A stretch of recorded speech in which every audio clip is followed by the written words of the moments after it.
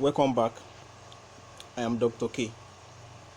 In this video, we'll be treating the wave mechanical treatment of the atomic structure.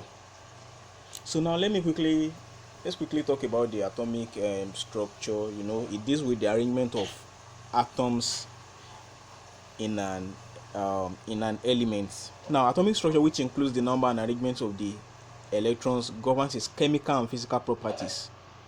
That is the possible distribution of the electrons about the nucleus, the energies of the electrons and their magnetic properties, and so on.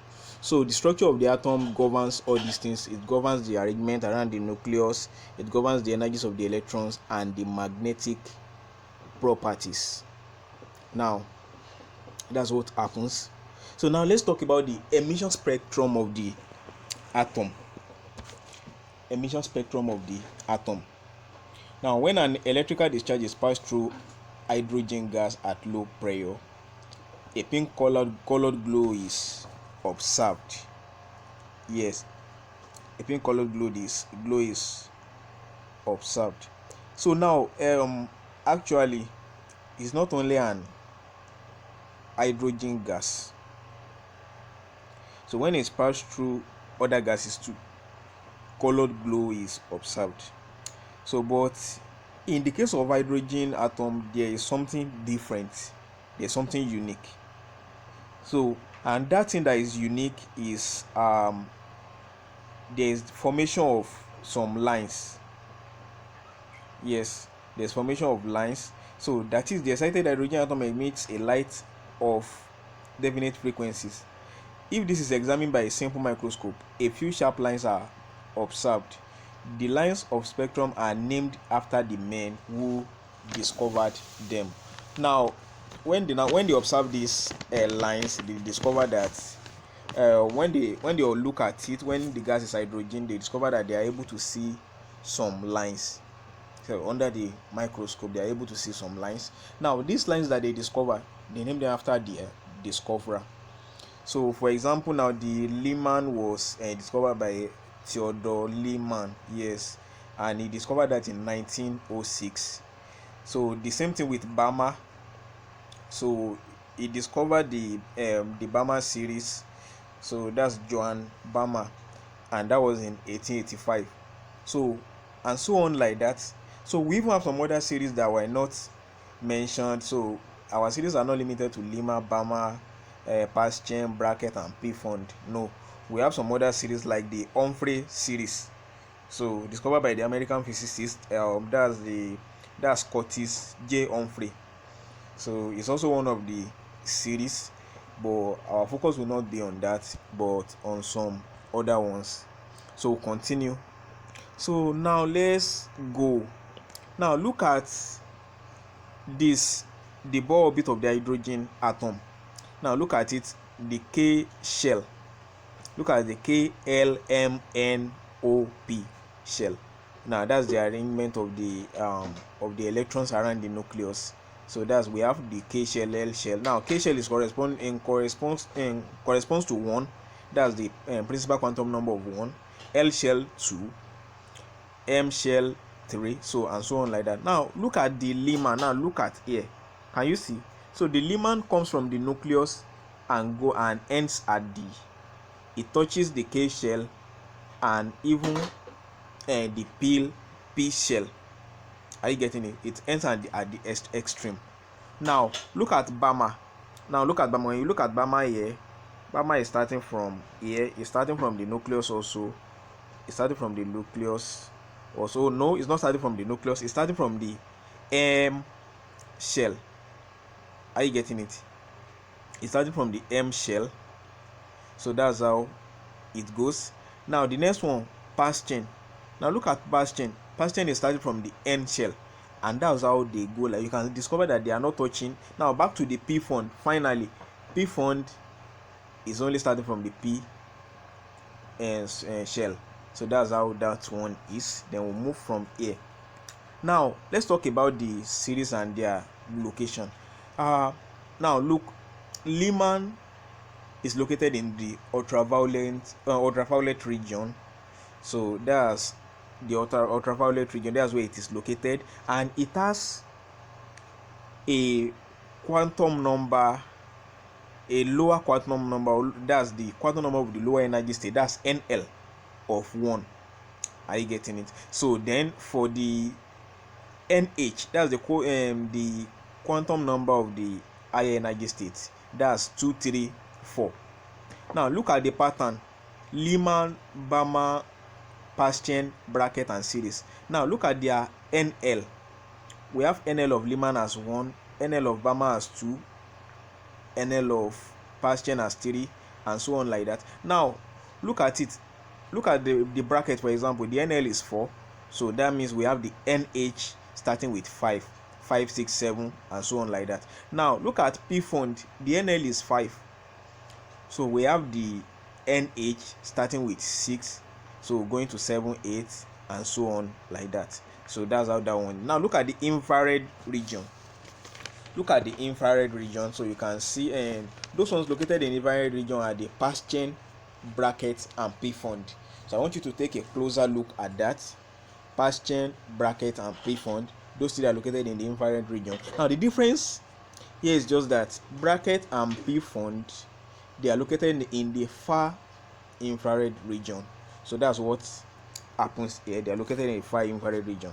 Now look at the, so let me read from here. They say when the lines corresponding to a particular wavelength are examined, it is seen that they all fit the equation. Now the equation is 1 over lambda equals R equals to 1 over n L squared minus 1 over NH squared.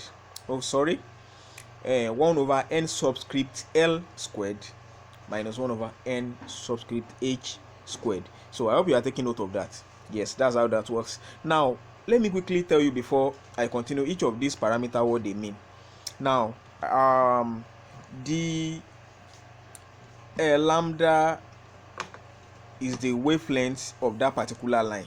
I get that's the wavelength of that particular line, whether Lyman or Balmer or Paschen, that's the wavelength. Now the R there is the read back constant. That's 1.09 times 10 to the power 5 per centimeter. So that's out, and that one is 109,677 per centimeter. So that's how it is. Now the NH, I've told you what it is, and the NL2, so I won't waste time on that again. Now your 1 over lambda here is called wave number, or in other term you can interpret it to be bar V. I hope you are getting, or bar V. So that's how that works, or bar V. So let's quickly go do some things bar V or wave number. So now let's go. I'll make some explanations here. Now look at the Lyman series. Look at the Lyman series. So they have the same formula all through. I get it. Basically they have the same formula all through, but the only difference is that when you are dealing with Balmer series, and when you're dealing with Balmer series, for example, don't forget that in Balmer series, the n subscript L, that is the principal the quantum number with the lower energy level, is 2. Are you getting it? So that means in the place of n subscript L, you use it as 2. So they have basically the same formula. Hope you are taking notes. Now in the case of the n subscript H, so you are using, so we are dealing with Balmer series now, n subscript H. So in the case of the n subscript H, you are using 3. Are you getting it? So like that, that's how it goes. Now I want to quickly point out something before I go. Now imagine a situation where you are told to calculate the wavelength, wave number, the frequency of an electron. I get what I'm saying? Maybe for example, let's say in the second line of the Lyman series,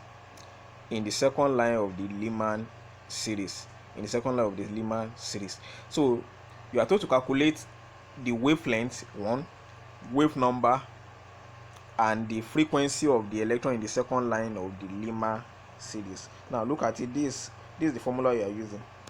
So now when you have something like this, how do you do it? Now let me tell you the first line of the Lyman series, that's NH equals 2.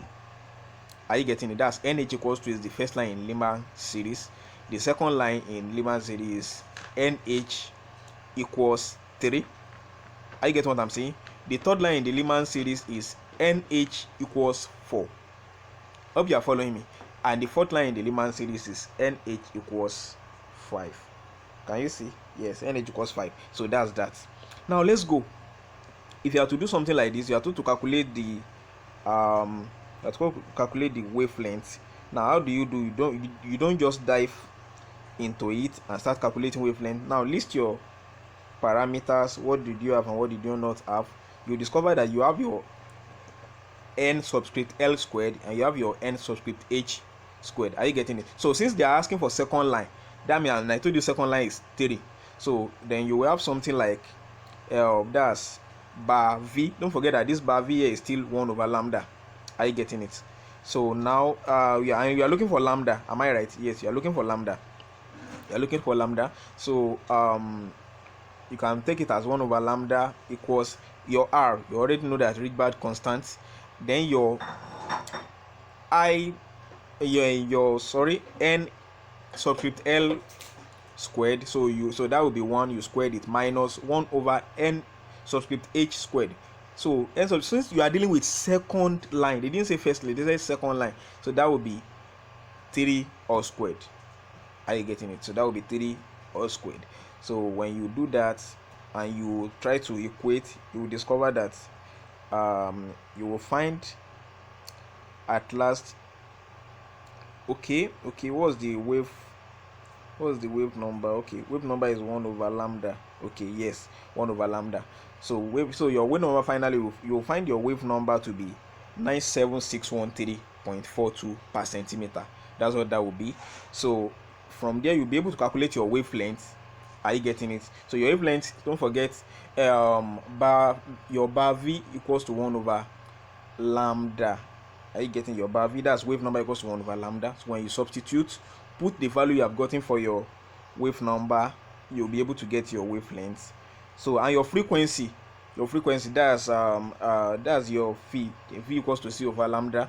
So phi here in this wave mechanics is dealing with frequency. So phi equals to C over lambda. So you use the C, where C is the speed of light and lambda is your wavelength that you have calculated. So you'll be able to get your answer from there. So that will be the end of this part. So continue in other parts. So thanks for joining.